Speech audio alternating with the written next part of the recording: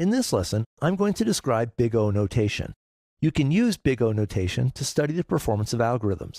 Normally, Big O notation looks at the upper bound on an algorithm's performance, so you're looking at its worst-case behavior. For many practical uses, that's the safest way to look at an algorithm's performance. If an algorithm has a good Big O performance, then you don't need to worry about it blowing up on you when you use it in a program. Big O notation also looks at an algorithm's asymptotic behavior. By asymptotic behavior, I mean the algorithm's performance as the size of the problem grows very large. Often people use the value n to represent the size of the problem. So another way to describe asymptotic behavior is to ask yourself, what happens to an algorithm's performance as n grows very large? For example, suppose you want to sort a list of numbers, and you have a couple of different algorithms that you could use. If your list only contains 2 numbers, so the size n equals 2, then it doesn't matter which algorithm you use. It's hard to imagine any method taking more than a few microseconds on a computer. Now suppose the list contains 10 numbers, so n equals 10. That's still not a very big list, so whatever algorithm you decide to use will be fast enough. Suppose the list contains 100 numbers, or 1,000, or maybe 1,000,000. Now things start to get interesting. It's still not all that hard to sort 1,000,000 numbers on a computer, but now the algorithm you pick might actually make a difference. Some sorting algorithms are much faster than others, so some might sort this list in a few seconds, while others might take a few hours. This is what I mean by asymptotic behavior. Big O notation looks at an algorithm's performance when the problem size becomes large, because that's usually the only time we care too much about the algorithm's performance. So how do you figure out an algorithm's Big O notation? You can do that by following 5 rules. First, if an algorithm performs f of n steps for some mathematical function f, then the algorithm has order f of n performance. It's written like this, Big O, paren, the function, close paren. It's usually pronounced order f of n. For example, suppose you want to find the largest number in an array of values using this simple algorithm. The algorithm initializes the variable max to hold the first value in the array. It then loops through the array of values. If it finds a value larger than max, it updates max to hold that value. For an array containing n items, the loop performs n steps. That means this algorithm has order n behavior. Here, the function is simply the linear function f of n equals n. Here's the second rule. If an algorithm performs f of n steps followed by g of n steps, then it has behavior order f of n plus g of n. For example, consider this algorithm for finding the maximum and minimum values in an array of values. The algorithm starts as it did before to find the maximum value. Then it repeats roughly the same steps to find the minimum value.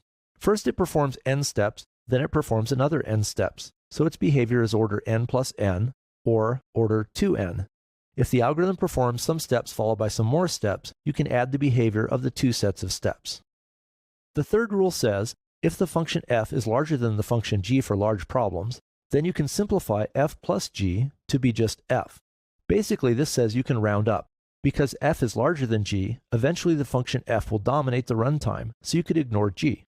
For example, suppose an algorithm performs order n squared steps followed by order n more steps. The function n squared is bigger than the function n for large n, so this algorithm's performance is order n squared. To see why that makes sense, let's plug in some numbers and see how many steps the program is executing. When n is 10, n squared is 100, and n squared plus n is 110. At that point, the extra n accounts for only 10% of the total number of steps. When n is 100, n squared is 10,000, and n squared plus n is 10,100. Now the extra n term adds only 1% to the total. When n is 1,000, n squared is 1,000,000, and n squared plus n is 1,000,001,000. Now the extra n adds only 0.1% to the total. You can probably see where this is going. As the problem size gets larger and larger, the extra n steps contribute a smaller and smaller percentage to the total. If you were using the algorithm in a program, the amount of time spent on those extra n steps would mean less and less. For example, if n is 100,000 and the program takes an hour to run, then the extra n steps adds only about 1/3 of a second to the total. It's just not worth worrying about. Notice that this rule also means you could ignore constants that are added to a function. For example, order c plus f of n for some constant c is the same as order f of n. That's because the constant c is also a function, it just has a constant value. Because a constant is smaller than any function that increases as n increases, you can ignore the constant. That's rule 3. If the behavior depends on the sum of 2 functions, you can ignore the smaller function. Rule 4 says, if an algorithm performs g of n steps for each of f of n steps, then its behavior is order f of n times g of n.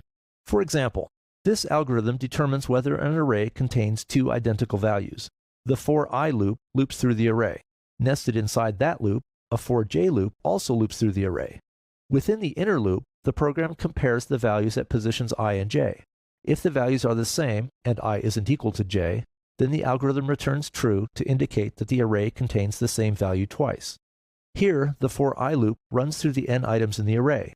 For each of those items, the for j loop also runs through the n items in the array. That means the algorithm's behavior is order n times n, or order n squared. That's how Rule 4 works. If an algorithm performs g of n steps for each of f of n steps, its behavior is order f of n times g of n. The last rule says you can ignore constant multiples. That means order c times f of n is the same as order f of n, and the order f of c times n equals order f of n. This rule is a bit harder to understand. Suppose one algorithm performs order n squared steps, and another algorithm performs order 2 times n squared steps. Even when n is large, the second algorithm will still take roughly twice as long as the first algorithm. In this case, the big O notation doesn't really let you compare those two algorithms. However, it does let you compare them to other algorithms that have different big O notations. For large n, both will be slower than order n algorithms, and both will be faster than order n cubed algorithms. In practice, you may need to experiment to pick between two algorithms that have the same runtime behavior. For example, there are many sorting algorithms that have order n times log n behavior, but some are considerably faster than others. Those are the rules for big N notation. They may seem a bit confusing now, but they should get easier after you use them for a while in later lessons. If you're a graduate computer science student, you need to apply the rules carefully and precisely. For this course, however, you can use the